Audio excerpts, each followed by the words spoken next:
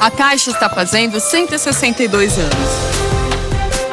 E agora, junto com os brasileiros e brasileiras, vai escrever um novo capítulo dessa história. Novos tempos pedem novas ideias, novas oportunidades. Para novos hábitos, novas tecnologias. Para novas distâncias, nova proximidade. Para novos desafios, novas superações. Para novos lares, novas conquistas. Para novos públicos, novas possibilidades. Para novas inspirações, novos incentivos.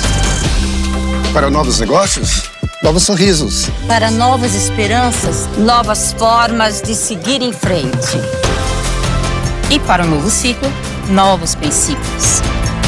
Caixa 162 anos. Uma nova Caixa para um novo Brasil. Essa mensagem diz respeito a você que rala, que se dedica e quer um Brasil melhor. Um Brasil que respeite a sua força e capacidade de liderar e produzir.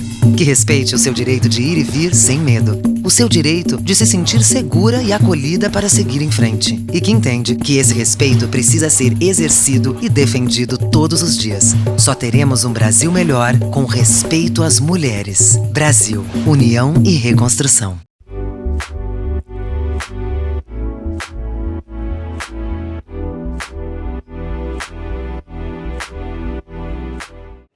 Bom dia a todos, sejam bem-vindos ao painel Design Structure Matrix, DSM, na abordagem de riscos na implantação de inovações tecnológicas. Nós teremos no palco a senhora Mércia Barros, professora da Escola Politécnica da Universidade de São Paulo, como nossa moderadora. A apresentação será por conta da senhora Luana Sato, especialista SG da Tecnisa. E teremos como debatedor o senhor Edson Tateishi, diretor de operações da CMC Modular, empresa do Grupo Lafayette. Bom, agora eu passo a palavra à professora, por favor, para fazer a introdução. Obrigado, boa palestra a todos. Muito obrigada, Hugo. Bom dia a todos, bom dia a todas. É uma alegria muito grande estarmos aqui, eu particularmente, em nome da Escola Politécnica, do Departamento de Engenharia de Construção Civil.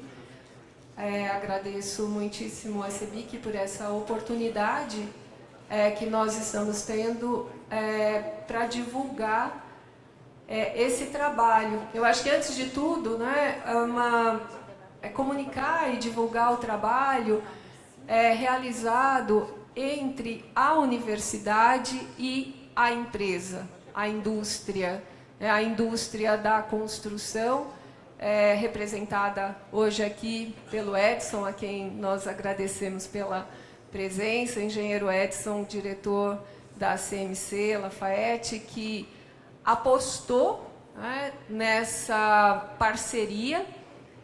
Então, eu vou, muito brevemente, falar um pouquinho dessa parceria inicial. A empresa com uma demanda de desenvolvimento de um novo produto, então o Edson vai falar muito da expertise deles, de trabalhar com a construção modular, particularmente a construção modular para canteiros de obra, para construções parcialmente definitivas. Eles queriam dar o salto para a construção definitiva de moradias, de módulos, pensando então na construção 3D. Esse desafio, eles, eu acho que acertadamente quiseram não realizar sozinhos e buscaram na universidade esse apoio.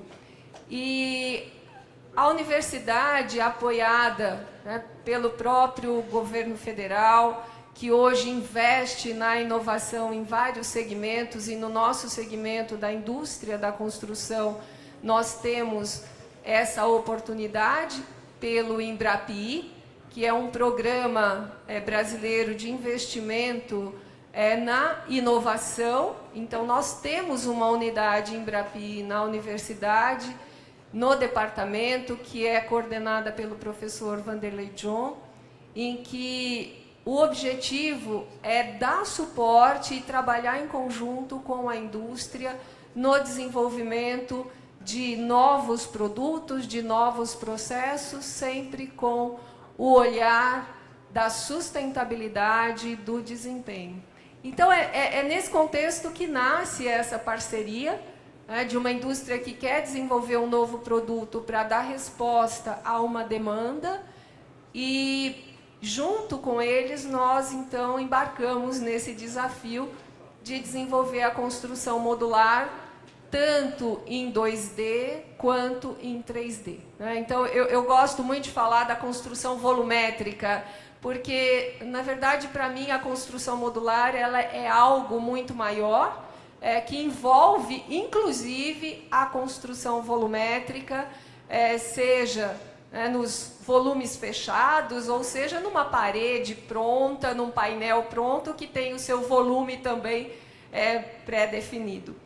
E nesse desenvolvimento, então, foi montada uma equipe de desenvolvimento. Naquele momento, a arquiteta, eu posso dizer que ela é uma arquiteta engenheira, né, porque a Luana, é uma querida nossa que tem essa cabeça muito voltada para o desenvolvimento tecnológico, com a sua formação em arquitetura, mas também na própria Poli, porque fez o programa de dupla formação. Ela também embarcou conosco, ela foi, vamos dizer assim, praticamente a nossa gerente de projetos, desenvolvendo, então, toda a metodologia para que a gente chegasse num produto que nós tivéssemos segurança. Então, o nosso painel ele fala um pouco em relação ao risco. Né? Então, toda a inovação ela traz um risco, porque é algo que não foi exaustivamente testado, como a construção tradicional que nós já temos, a gente pode dizer, milênios, né? Porque eu costumo usar, numa das aulas de inovação, o nosso fio de prumo, que nós usamos, provavelmente vocês usam nas suas obras, né? Mas eles foram usados também nas pirâmides. Então, a gente tem lá uma construção que vem se alimentando há milênios de anos e que vem sendo desenvolvida. Quando nós entramos com um produto novo, nós temos riscos e toda a metodologia de desenvolvimento desse projeto, então, ela foi pautada pela mitigação de riscos desse produto, seja durante a sua produção, mas principalmente durante a vida útil desse edifício. E nós temos várias ferramentas de análise de risco, de desenvolvimento de projetos. Então, provavelmente, vocês estão aqui hoje, assim, talvez curiosos, né? Quer dizer, o que é esse nome bonito que deram, né? Então, nada mais é do que uma matriz de decisão que nos permite olhar sistemicamente para um produto que é complexo. Né? Então, assim, a ideia de você olhar para um produto que é extremamente complexo, que é o nosso produto da construção, de uma maneira sistêmica, olhando todos os elos de ligação entre as suas diversas partes e o seu impacto disso no futuro, é o que nos permitiu, né, essa ferramenta que nós usamos. Então, a Luana, que trabalhou exaustivamente com a ferramenta junto com toda a equipe, ela vai mostrar um pouco desse potencial, mas que de fato, uma ferramenta de desenvolvimento de projeto. Particularmente, nós usamos a ferramenta para o desenvolvimento do produto, mas que poderíamos usá-la também em outras situações, inclusive, né, para o desenvolvimento, por exemplo, da produção, depois para a implantação. Então, ela é, de fato, uma ferramenta bastante potente e que implica em que a gente olhe, né, com cuidado em cada um dos elementos interrelacionados. Então, Luana, nós vamos pedir para você fazer a sua apresentação e aí depois, né, o Edson vai colocar um pouco também da experiência dele enquanto indústria, enquanto empresa, dentro desse processo todo, né, que foi essa parceria, e depois a gente vai então abrir para vocês questionamentos, né, dos mais diversos, porque o tema é um tema que extrapola a própria ferramenta, né, porque nós estamos falando de inovação no nosso setor. Muito obrigada.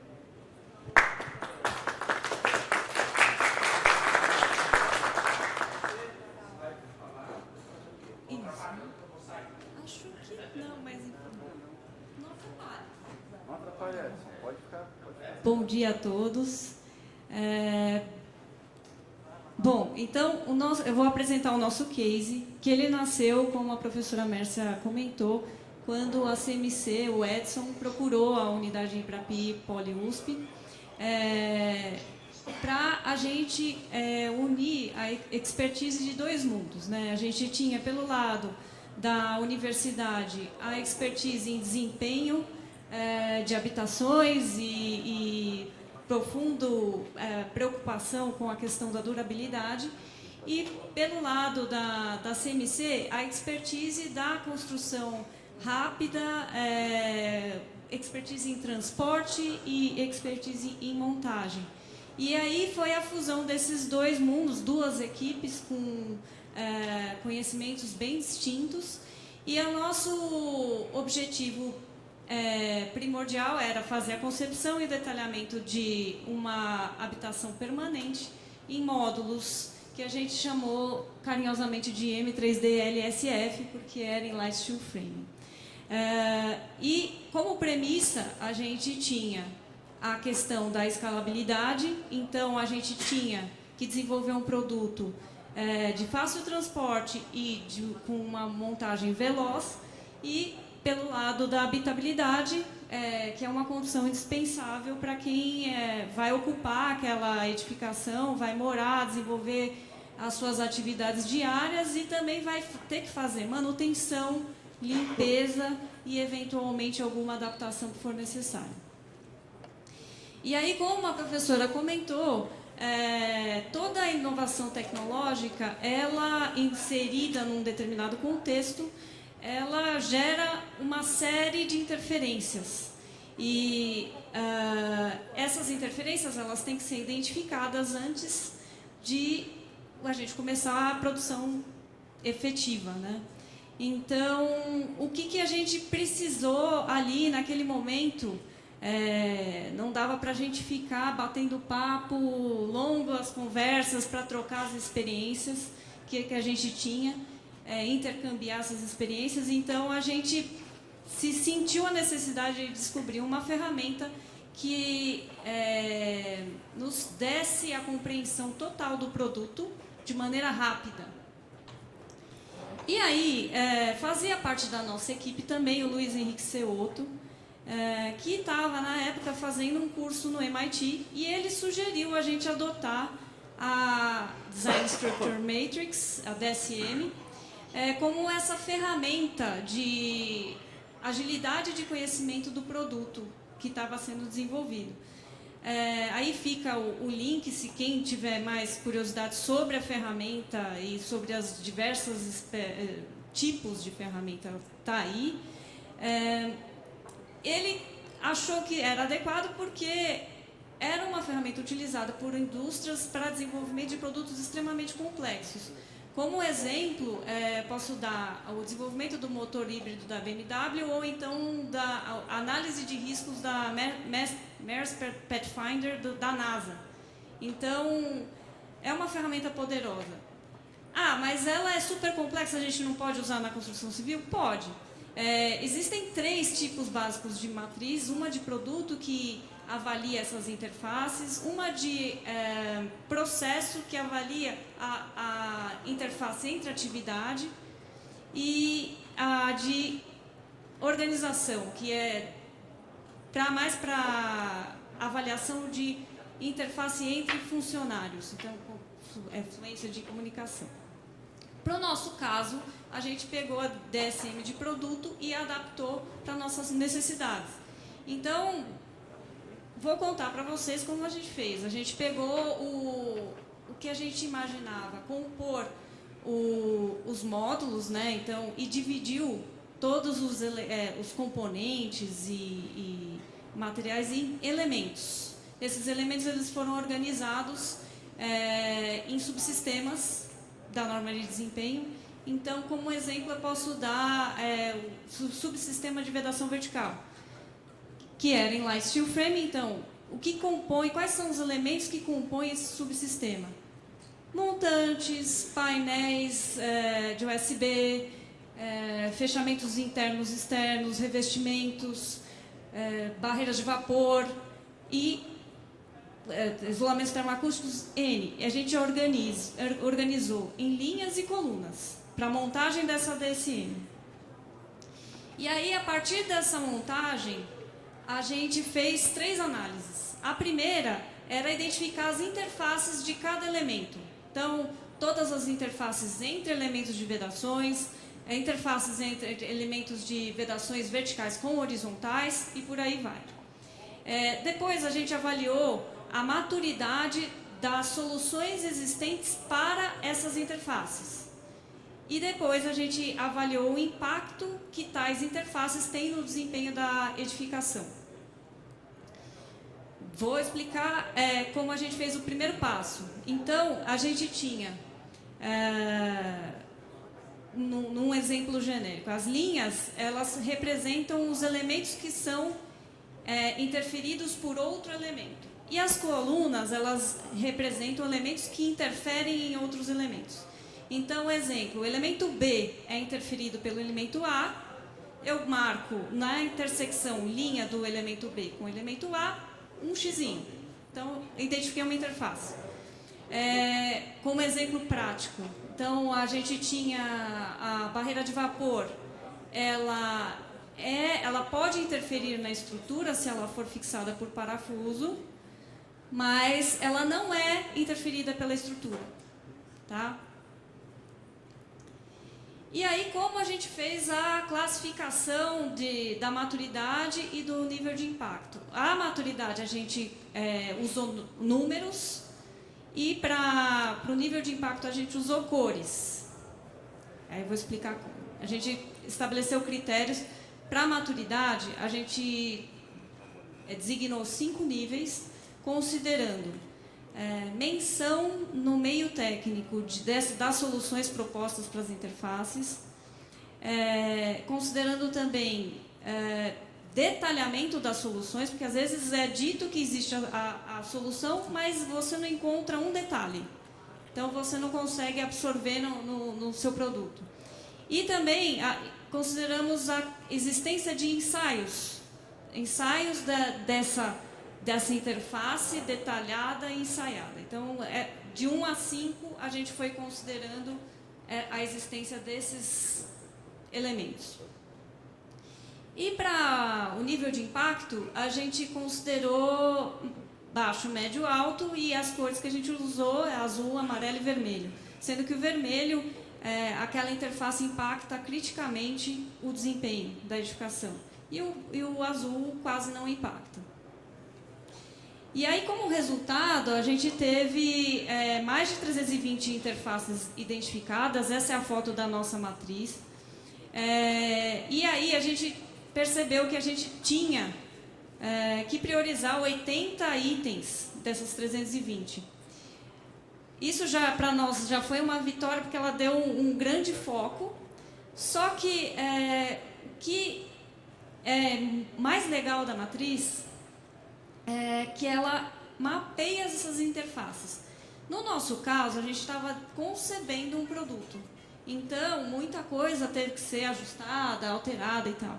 Mas se você desenvolve uma matriz dessa para um produto que ele já está em linha de produção, ou um produto que ele muda muito pouco, edificação multipavimentos, quem tem esse tipo de linha de atuação, às vezes muda muito pouco. Então, você mapeia todas essas interfaces e quando você precisa fazer alguma alteração, ou de um novo produto que foi lançado, ou você quer substituir algum componente, quer mudar a fachada e tal, você já tem todos os itens que precisam ser avaliados e aí você reduz muito o risco de montar uma viabilidade de absorção dessa inovação e esquecer algum aspecto, porque você já tem tudo mapeado. Então, esse é um grande resultado que a matriz pode trazer. E aqui um exemplo nosso prático, que uma das interfaces que a gente identificou foi a interferência do guarda-corpo de varanda na estrutura do entrepiso da construção modular. E aí, falando de todos os passos que eu mencionei de classificação, quanto à criticidade, a gente considerou alta, porque envolve o guarda-corpo afeta o desempenho estrutural de alguma maneira, porque ele é fixado na estrutura, e também tem a questão da segurança em uso e operação. Então, a gente considerou como crítica. Em relação à maturidade, na época, a gente não achou nenhuma menção e detalhe dessa interface. Então, a gente classificou como 1. De 1 a 5 é a mais baixa. A gente foi atrás do Comitê Brasileiro de Drywall, que é o CB217, o drywall, agora o last film, agora eu não sei, mas enfim, o CB217, e aí a gente questionou sobre esse item. Eles até nos mostraram um ensaio, só que de peitoril, de janela, e não de guarda-corpo. É semelhante, mas não era exatamente o que a gente precisava. Então, isso respaldou a nossa análise de maturidade, que depende muito também da experiência de quem está avaliando. Então, como conclusão, a gente classificou essa interface como crítica e que precisava ser solucionada. Foi uma das coisas, um dos nossos objetos. E aí, foi 2. Aqui só uns exemplos de protótipos que a gente resolveu investir justamente pela priorização que foi feita. Então, o que é mais crítico, o que a gente precisa ver? A gente precisa saber qual é a contribuição do USB no desempenho estrutural de um painel. Precisa. A gente tem dados? Não tem. Então, a gente vai fazer um painel e vai ensaiar, vai carregar com um saco de areia, vai fazer com que a gente tenha disponibilidade ao alcance, né? E também, como é que a gente... como a velocidade de montagem estava em jogo, a gente tinha como premissa, como a professora Mestra falou, entregar um módulo mais pronto possível. Então, como é que esse módulo pronto vai se comportar num caminhão que vai percorrer quilômetros e quilômetros em estradas de terra com buraco, e como é que ele vai chegar lá do outro lado? Como é que eu vou içar? Como é que eu vou colocar no caminhão? Tudo isso foi avaliado. A questão de durabilidade de texturas, de composição, tem o base coat, tem a textura, tem a placa cimentícia, tem o USB, como é que isso se comporta também foi avaliado. E aí aqui, tudo isso porque a gente queria chegar, depois de muito tempo, né, de muito trabalho, num protótipo em escala real que foi feito. A gente perdeu a oportunidade de fazer uma DSM de processo para fazer a montagem do protótipo em escala real. Ia ser muito legal, mas aqui na realidade a gente não teve tempo. E aí a gente montou e aí a gente sentiu assim, algumas coisas que poderiam ter sido previstas se a gente tivesse montado na pele no dia da montagem, né? Mas mesmo assim foi bem rápido. Acho que o Edson vai comentar depois. E aí eu agradeço. A gente ainda tem um vídeo para mostrar. E aqui estão os nossos contatos. Obrigada.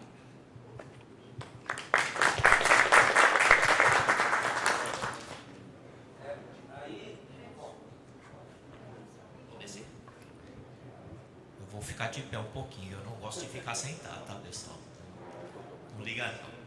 Mas é assim, quando a gente tinha esse desafio para fazer, primeiro a gente tinha que mostrar que é uma inovação, sabe? Porque a Embrapi é um órgão que financia, ajuda, né? A gente põe um dinheiro, mas o Embrapi põe um dinheiro também. Uma coisa que você não me falou, mas eu acho que o pessoal interessa isso aí, né? E aí a gente tem que provar que é uma coisa realmente inovadora. Se trata de uma inovação.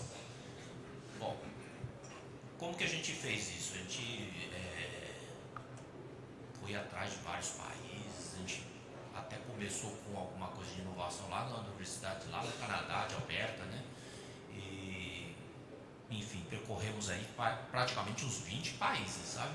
E a gente é membro do MBI também, né? De construção modular internacional lá. E assim, não existe no mundo. Não é que não existe no Brasil, não existe essa solução no mundo. Né? Aí a gente provou que realmente se tratava de algo disruptivo, né?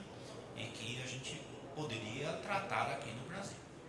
Bom, uma coisa que a construção nacional faz muito é nós arregaçarmos as mãos aqui e a gente tentar fazer do nosso jeito. A gente não queria isso, né? A gente queria realmente fazer algo que fosse um pouco mais estudado e com apoio de universidade, com apoio de pessoas muito boas, né? Tem a professora Mercer, tinha Vanderlei John, tinha outros, só figuras, sabe? Talvez eu tenha falado algumas palavras, alguns nomes, né? A Luana como gerente aí, todo mundo conhece. Enfim, foi um negócio bem abrangente mesmo.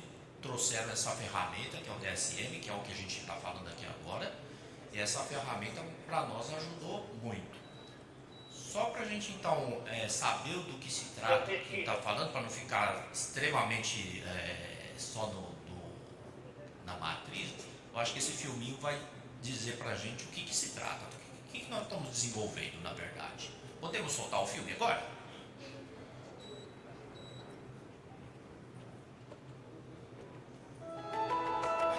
Um minuto, tá, pessoal?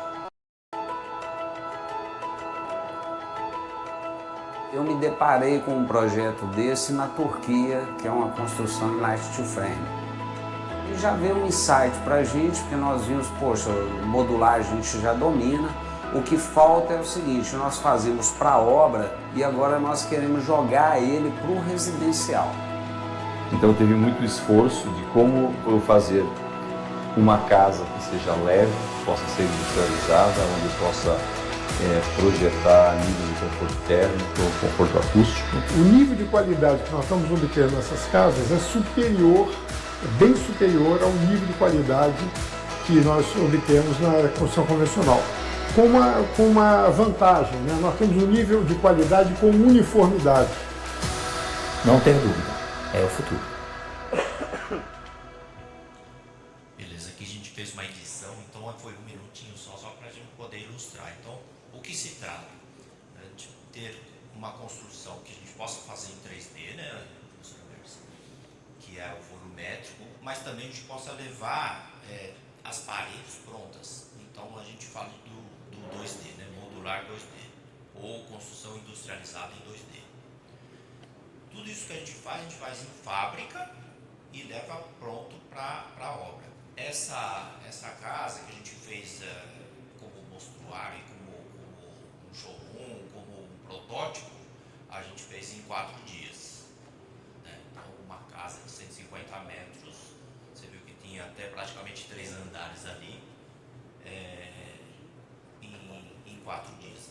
Na verdade, a gente, depois, né, que nem você falou mesmo, que se a gente tivesse planejado um pouco melhor, fazendo teste de processos, talvez a gente conseguiria fazer em 2 dias, sabe? Talvez não, a gente percebeu que dava para fazer mesmo, né? Então, assim, o que a gente percebeu é que com planejamento e com um pouco mais de organização, a gente consegue resultados melhores, gastando até menos, né? E assim, pensando algo muito mais abrangente, né? Quando a gente fala em fábrica, e eu sou um cara de fábrica, né? Eu sou engenheiro mecânico até, trabalhei na automobilística, a gente fala muito em algumas ferramentas de gestão, de tratamento de problema, por exemplo, o Ishikawa, né? Ou espinha de peixe. Então a gente fala daqueles 6 M's, aquelas coisas todas, e é muito legal para processo e para tratamento de problemas. Na hora que a gente viu nós deparamos com essa inovação de produto aí, a gente não tinha como ver, tratar dessa forma. Meu tempo acabou mesmo ou não estava contando? Ainda não. Ah, não, tá bom. Estou um pouco preocupado só. E aí, a gente percebeu que essa ferramenta traz, em similaridade ao Ishikawa, né, esse espinho de peixe, ela traz essa abrangência, do mesmo jeito, sabe?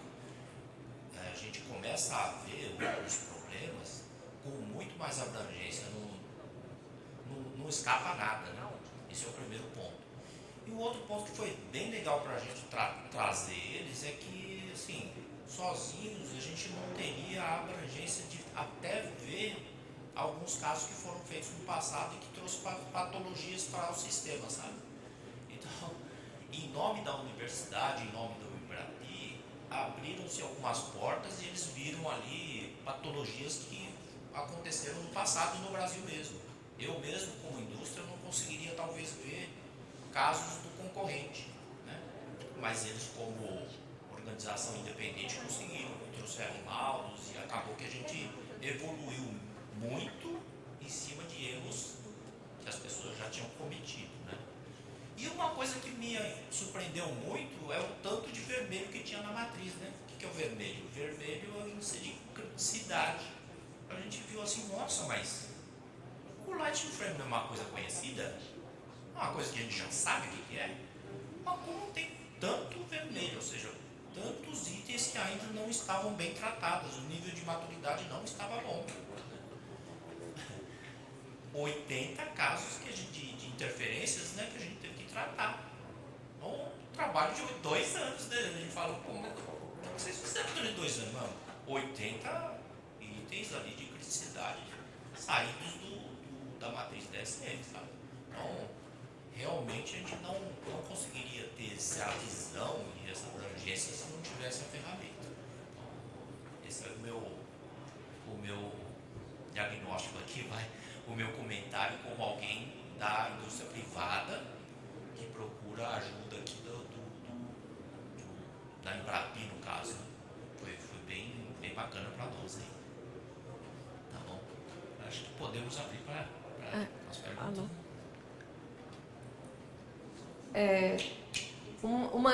Um dos pontos que o engenheiro Edson tocou foi da própria dinâmica do Embrapi, que eu comentei, né, essa parceria, que é então uma parceria Embrapi, que ela traz recursos federais, a universidade e a escola, 1/3, né, no bojo do projeto, no escopo de projeto e no seu custo de projeto, 1/3 a universidade entra com os recursos, 1/3 entra a Embrapi com os recursos e 1/3 entra a indústria com os recursos financeiros necessários para o desenvolvimento do projeto. Então, é algo que a indústria, ela com 1/3 do valor do montante do projeto, ela consegue realizar o projeto, né, e trazer muita informação, trazer muito conhecimento, ou fazer, né, evoluir esse conhecimento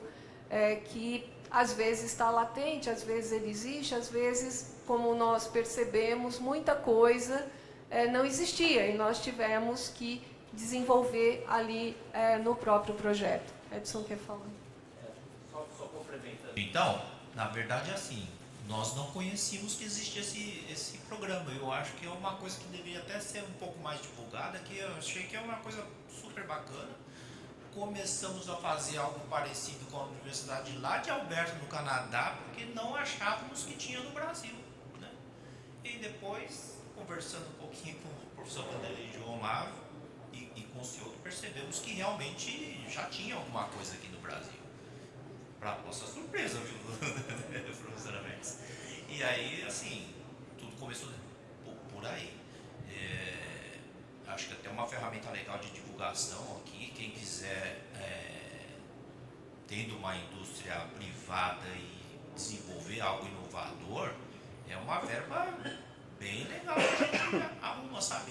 Como é que é? 1/3 nosso, né? 1/3 fica da USP e 1/3 da Embrapi, ou seja, a gente só fica com 1/3 do custo total. É uma coisa muito bacana mesmo de a gente trabalhar. Eu acho que ainda em relação à própria dinâmica do desenvolvimento, que seria bom a gente deixar bastante claro, né? Vocês percebem que quando nós estamos falando de habitação, o desempenho dessa unidade ao longo da vida útil esperada, ela é algo essencial, e foi isso que pautou uma grande parte desse desenvolvimento, né? Então, o desempenho. Dentro do desempenho, é que quando eu estou com a ideia do desempenho, para mim a sustentabilidade ela é um dos itens do desempenho, né? Ela está lá dentro da nossa norma de desempenho, o item de sustentabilidade. Então, nós já estamos falando sobre isso, inclusive a unidade ela foi analisada também sob esse aspecto, com a possibilidade da gente ter até a energia solar instalada. Então, tudo isso foi colocado. Por isso que eu falo, gente, é um produto extremamente complexo. E todas essas interferências, elas precisavam ser estudadas, até porque muito se fala hoje, né? A gente já tem até norma do Light Steel Frame, a gente tem as normas do nosso drywall. Hoje nós temos aí a associação, né, ampliando as indústrias que fazem parte, mas muitas interfaces nós não temos a solução, a resposta. E quando nós estamos falando de construção modular, a gente está aqui com especialistas da área de construção modular, seja ela leve, seja ela pesada. Nós temos uma interface crítica que é a interface entre módulos, é a junta. Né? Esse foi para nós um grande desafio. Esse módulo que chega, volumétrico 3D ou um volume de parede, como é que eu acoplo e como é que eu finalizo isso de uma maneira rápida e com desempenho ao longo do tempo. Então, tudo isso faz parte daqueles 80 itens, né, que foram avaliados e que foram solucionados para que essa unidade pudesse ficar pronta. Provavelmente em 2 dias. Nós acompanhamos lá em Mirassol toda a montagem dessa unidade. Certamente poderia ter ficado pronta nos 2 dias, mas, por incrível que pareça, numa região que chove pouquíssimo, choveu. Né? Choveu nos dias da montagem. Então, você começa a perceber que, para além do próprio produto, nós temos uma interferência ambiental que, mesmo na construção modular, que vem pronta de fábrica e que nós temos ali a possibilidade de montar em pouquíssimo tempo, as condições ambiente nos surpreendem, né? Então, isso tem que ser pensado, solucionado, como é que se resolve, né? Então, assim, eu acho que foi uma grande oportunidade de se colocar energia, de se colocar em pessoas pensando previamente antes que esse produto pudesse ser disponibilizado ao mercado, para que a indústria ganhe e aqueles, né, que são os clientes, que são os usuários, também possam ganhar.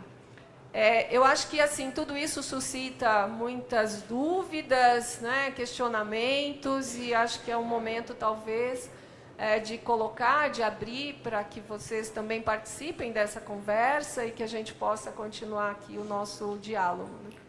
Deixa eu só complementar, eu sou um cara entrão mesmo. Assim, olha, as paredes, quando a gente está vendo ali que está subindo, ela está totalmente fechada, tá? Então não eu fiz o revestimento externo e o interno, não. As bordas ali também estão fechadas, então ali também tem um tratamento lá com a placa cimentícia, também tem o base coat, também tem pintura, sabe? Então a gente envelopa ele todinho. Agora, quando você pega uma parede inteira e você vai colocar lá e fazer as fixações, como eu faço as fixações? Só para instigar um pouquinho. Outra coisa, a própria base do Light Frame são assim, cargas distribuídas, não são? Essa é a base do Light Frame. Você faz as fixações de uma maneira distribuída. Bom, mas eu tenho tudo fechado, como que eu vou distribuir essas cargas? Eu tenho que passar a ter cargas um pouco mais pontuais. E aí eu tenho que fazer os testes, e eram aqueles testes que estavam aqui né, você passou rapidamente, mas é aqueles testes lá que a gente fez para cargas de vento, quando você tem cargas pontuais e não distribuídas ao longo do lattice frame. Eram coisas assim, desse tipo que a gente realmente viu. E no mundo a gente não viu nada parecido com isso. Até hoje a gente não vê isso, né? Agora mesmo nós ganhamos um prêmio lá em Las Vegas e a gente estava lá junto com o pessoal do MBI. Não tem. E isso tem os seus desdobramentos, não só casas, como a gente fez a fachada pronta, a gente está fazendo os banheiros prontos, a gente realmente, depois daquilo, a gente foi avançando com vários produtos, fruto, né? Subprodutos, né? Do que a gente fez ali naquele tempo com matriz DSM. Ok? Podemos, então, abrir para os questionamentos? Bom dia a todos. Sou Jorge Dantas, do Inovacom, Ceará. Parabéns, Edson, aí pela apresentação. Muito interessante ver uma montagem dessa aqui no Brasil. A gente fez uma missão para o Japão, acho que tem quase 10 anos, e a gente viu casas sendo montadas em 2 dias também. Era uma unidade fabril que tinha uma esteira, a casa vinha sendo feita e era muito bacana. E eu não pensei que a gente chegaria nesse padrão, então isso é muito, muito interessante. A parte da SM, eu estudei o texto do Ceoto, quando eu vi a palestra, eu não conhecia também. O Ceoto é uma referência para a gente sempre nessa área de inovação. E eu vi a observação que ele colocou em relação à capacidade dos stakeholders do projeto, né, dos especialistas para definir esses riscos. Vocês definiram alguma parte dos stakeholders para facilitar essa montagem da matriz, ou vocês sofreram com isso na hora de procurar um especialista para tal ponto, né? Se realmente, como é que foi esse desafio aí? E assim, a gente, no Inovacom, a gente está com um GT de construção modular e a gente gostaria muito depois de poder conversar e contar com vocês alguma coisa em relação a isso que poderia ajudar esse processo aqui com a gente, tá? Acho que a Luana poderia contar um pouquinho das nossas desventuras nesse campo. A especialidade dos stakeholders, ela é fundamental para fazer as avaliações das interfaces. E ali, apesar de ambas as equipes terem muita bagagem, mesmo assim a gente teve que recorrer e buscar o CB217, porque existe um limite de conhecimento e a gente precisa pedir ajuda, né? Então, a gente enfrentou esse desafio da expertise. Precisa ter, quem está avaliando precisa também ter uma certa maturidade para conseguir avaliar a maturidade das interfaces. Só para dar um exemplo do que está falando, talvez você vá concordar assim. Uma das coisas mais críticas é a entrada de água e umidade nesses sistemas, né? E assim, procuramos de todo jeito alguém que já tivesse feito vários estudos em relação a isso, não encontramos ninguém. Aí veio o Max, você lembra disso, né? E a gente fez um estudo muito, muito abrangente sobre isso, né? Existe uma linha ainda que fala que você não pode deixar a água entrar. Na verdade, você tem que fazer com que o vapor saia, sabe? E não que impedir totalmente que a água entre. E isso aí a gente chegou nessas conclusões através desses estudos que a gente fez com o Max mesmo, com os intercâmbios que a gente teve internacional. Hoje eu tenho um pouco de contato com o Max, que ele está no Canadá, inclusive, né? E exatamente disso que ele fala lá, né? Então o estudo que ele fez no Brasil, ele levou lá para o Canadá e para os Estados Unidos também. Eu já vi ele fazendo essas palestras nos Estados Unidos. Então, assim, estudos que surgiram no Brasil com o nosso programa, sabe? Foi um negócio bem, bem bacana.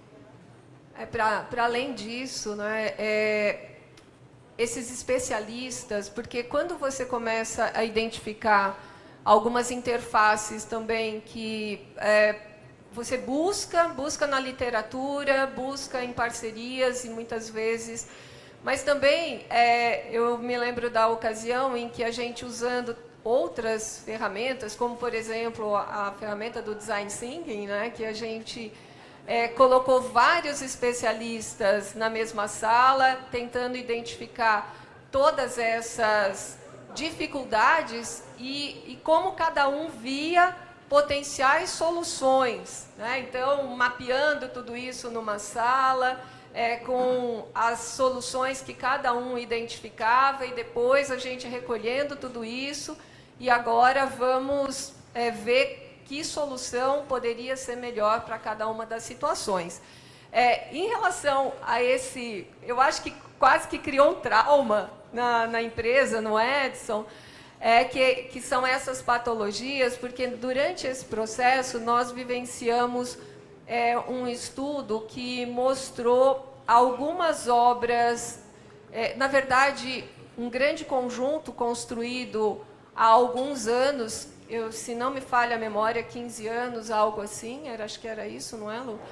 Em que os montantes do pavimento eram também casas do tipo sobrado, em que os montantes do pavimento térreo, eles estavam praticamente todos corroídos. Isso gerou em nós, assim, né, quer dizer, algo que a durabilidade você espera que seja ao menos, né, 50, 60 anos de uma unidade dessa, você se depara, né, com aquela corrosão generalizada, e isso nos assustou muito. Então, foi uma das interfaces, e o Edson acho que marcou tanto, que ele está sempre se referindo a isso, um dos grandes cuidados de, primeiro, não deixar, de fato, a umidade entrar, e se ela entrar, eu ter condição dela sair, porque às vezes a gente esquece disso.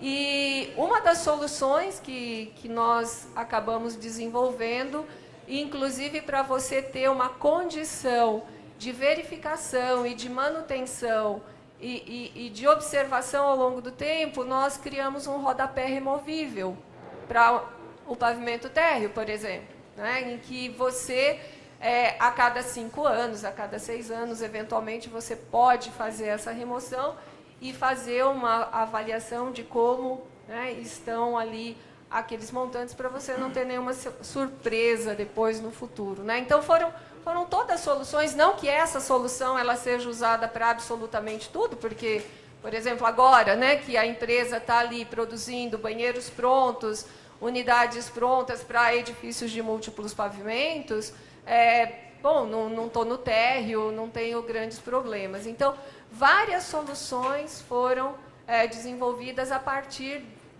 desse olhar quase que microscópico para determinadas situações que exigiam mais cuidado, pensando, né, nessa durabilidade de produto ao longo do tempo, né? Não sei se tem mais alguma questão. A gente fala demais e não deixa vocês falarem. Desculpem. Por favor. A respeito dessa patologia envolvendo somente a parte contato direto com o solo, com a fundação, a conclusão foi que era a presença de umidade ou alguma outra interação, a qualidade do material estava envolvido nesse case. Porque eu presenciei na portaria do meu condomínio, com menos de 15 anos, tiraram o ACM e estava totalmente comprometido. Foi uma situação que me assustou bastante, justamente porque é um sistema consagrado lá fora, e quando a gente se deparou com isso, a gente acendeu a luz vermelha. A Lu também pode falar. Então, ali, algumas coisas nos assustaram também. Tem a questão do material, a questão da galvanização, tem a questão da impermeabilização, a barreira física, né, para não ter umidade ascendente. E tinha a questão da condensação da umidade que entrava pelo painel, ele pode ser ter uma barreira muito boa, mas mesmo assim entra alguma coisa ou por dentro ou por fora, porque dentro da edificação também tem muito vapor, e que condensava ali nos montantes e acumulava água lá. Esses 3 itens nos deram um alerta para a gente tentar resolver. Até o doutorado do Max seguiu esse rumo, Mas o que mais assustou a gente foi não ter estava completamente corroído e a moradora descobriu porque ela foi trocar o piso. Não tinha nenhum alerta na parede. Então, por isso que a gente imaginou o rodapé, porque a gente precisava de um dedo duro, né? Tipo, uma ruptura avisada, né? Alguma coisa assim, não pode ser de repente as coisas, a janela não abre mais, o que está acontecendo, né? Então, enfim, a gente precisava de um mecanismo que avisasse. Se todas as barreiras que a gente criou falhassem, mesmo assim ainda o usuário poderia ter uma rotina de inspeção e para fazer essa inspeção a gente precisava de um elemento removível. Então foi um pouco a conclusão desse item. Mas aí foi indo direto ao ponto, assim, né? Tinha várias coisas erradas e eu imagino que isso que você está vendo no seu condomínio lá, você vai ver as mesmas coisas erradas, sabe? Ou seja, você coloca a guia, né, galvanizada diretamente ali na radier, completamente errado. Você já tem que ter outros sistemas, né? Nós temos 2 sistemas que a gente já usa de uma maneira redundante, ou seja, eu gosto de ter sistemas redundantes, sabe? Então, sempre quando eu trabalho com sistemas redundantes. Fachadas modulares que a gente faz, a gente coloca dupla barreira. Uma só serve? Uma só serve. Eu coloco 2. Que aí se passar por uma, outra não deixa passar. E aí ele vai ficar ali um canudinho, e aí eu tenho até um canudinho para poder sair. Se a água entrar, vai sair entre uma barreira e outra também, sabe? Então, essas coisas tem que ter. Esse é o primeiro ponto. O segundo, materiais de qualidade. Né? Então, agora é difícil porque eu vou entrar na parte dos fabricantes, mas tem coisas ruins aí no Brasil, né? Então a gente tem que trabalhar com materiais que sejam realmente de qualidade, principalmente barreira de vapor. Se ela não fizer a função que é passar o vapor, não deixar entrar a água, é um material extremamente tecnológico, assim, se ela não for de qualidade, não vai funcionar essa questão de deixar passar o vapor e não entrar água, né? Então isso também é uma outra coisa. Uma coisa que aconteceu muito no passado, o pessoal misturava sistemas, né? Então, assim, usava a placa de um com a membrana do outro, o base coat de outro, ou seja, gente, isso não dá certo, não adianta você ficar comprando o mais barato de tudo só para ficar legal o preço. Você tem que ter um sistema completo, que tenha toda a integridade das características de um com relação ao outro, né? Eu imagino que esteja a resposta por aí, sabe?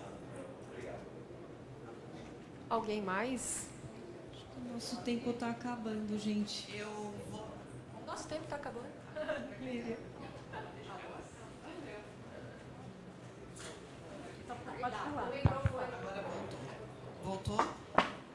Bom dia a todos. Parabenizar pelo trabalho feito, né? Eu venho de outra área de industrialização com outros materiais. A Mércia nos conhece aí há algum tempo. Mas aqui nós estamos também, vamos aproveitar assim, para explorar um pouco a questão da industrialização, independente de com que sistema construtivo seja, mas da parte conceitual. Até me motivei a falar um pouco pela questão que você levantou. E no passado, muitas coisas foram feitas assim, se via o que fazia lá fora, né? Então isso aqui é interessante, é bacana, vamos implementar lá, porque nós precisamos aqui. Nós temos muita demanda aqui, né? Só que não é uma questão simplesmente de ver e trazer, né? Entre eu ver e trazer tem todo esse trabalho que foi feito aí com esse sistema, parabéns pelo que foi desenvolvido, mas tem também um outro aspecto que é bem importante, que é de quem está comprando o sistema e de quem vai utilizar o sistema. Quem está comprando para construir, a construtora que vai aplicar, porque muitas vezes nesse conceito de industrialização, a gente tem visto que não há por quem vai construir a mudança de mentalidade em relação ao sistema construtivo industrializado. e, na verdade, uma adaptação ao convencional. E isso é um outro problema que surge, porque se quem efetivamente está na linha de frente, no canteiro de obras, na interface com a indústria, não entender que há um planejamento distinto, que há um sistema de compras distinto, que a avaliação do teu fornecedor desse sistema tem que ser distinta, e não for feita essa análise efetivamente sob a ótica de que você vai estar industrializando e não é mais o mesmo processo que você tinha quando você tinha uma construção em loco. Esta é uma outra interface que não está dentro daquelas interfaces da indústria, né?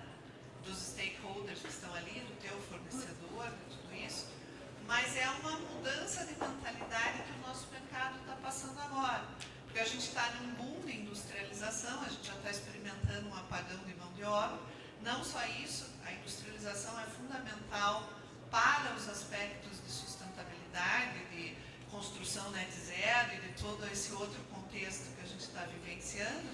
Só que nessa transformação, quem constrói, quem vai adotar os sistemas construtivos industrializados, precisa ter um preparo para isso. Não pode olhar para esses sistemas e dizer, ok, da mesma maneira como eu raciocinava com o convencional, agora eu vou comprar o light steel frame, wood frame, concreto, enfim, qual seja o sistema, né?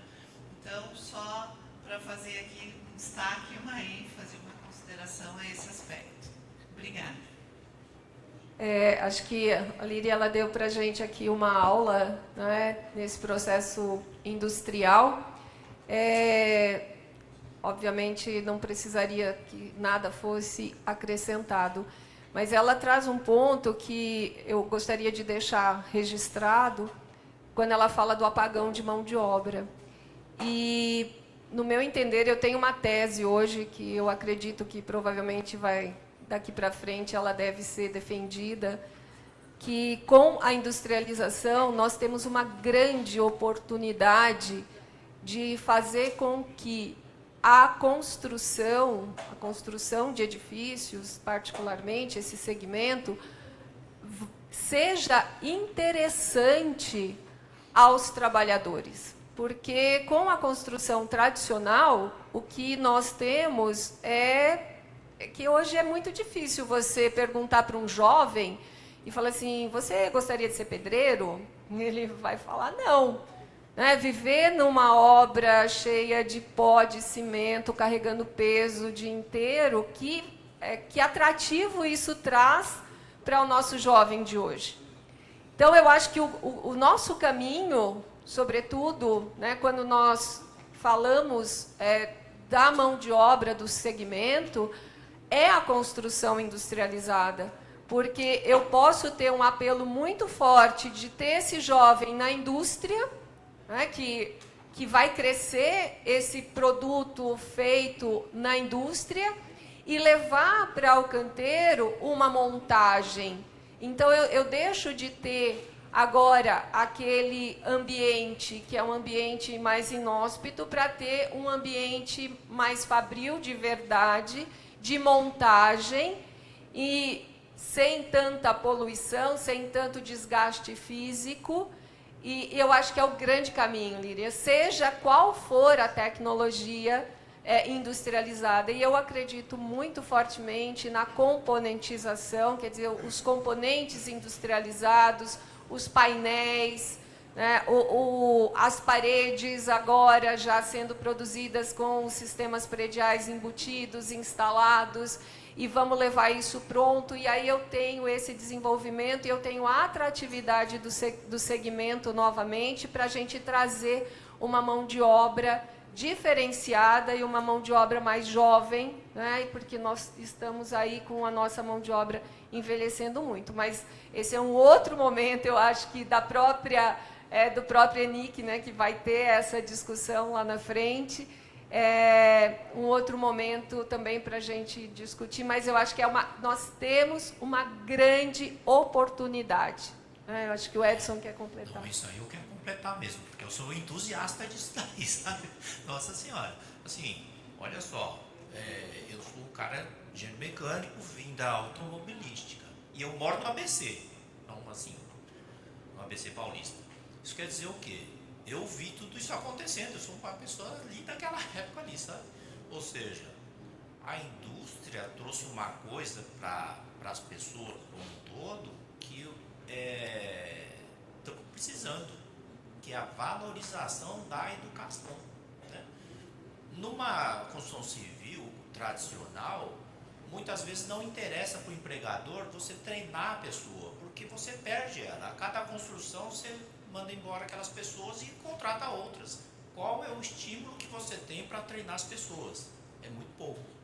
Quando você traz essa construção para uma fábrica, interessa muito para a fábrica que essa pessoa seja treinada, extremamente treinada. A gente tem treinamento assim, a gente tem metas de treinamento semanais, né?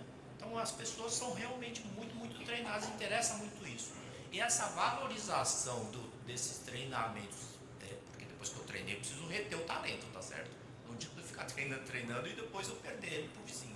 Então eu tenho que reter. Para reter eu tenho o quê? Tenho uma valorização deles.